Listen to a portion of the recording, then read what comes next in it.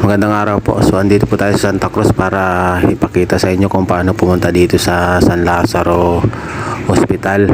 So karamihan po kasi ng mga nakakasikit na mahirap na Pilipino dito po sila pupunta.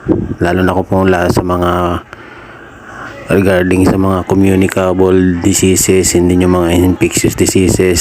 So mas sikat po ito lalo sa mga nakagat ng aso, sa mga anti-rabies vaccine, kasi alam ko medyo mura lang ata dito. So I think hindi siya ganun kamahal katulad sa mga private hospital na pwede niyong puntahan. So madali lang naman pumunta po dito kasi located po ito sa malapit sa along LRT line. So kung nagmamadali kayo, the best pong sakyan dito is LRT. So ang pinakamalapit pong sakyan dito is Tayuman at saka Bambang Station. Ayan po, makikita nyo sa mapa.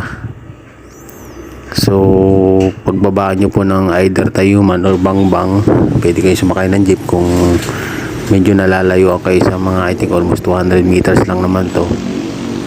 So kung I think kaya naman siyang lakarin.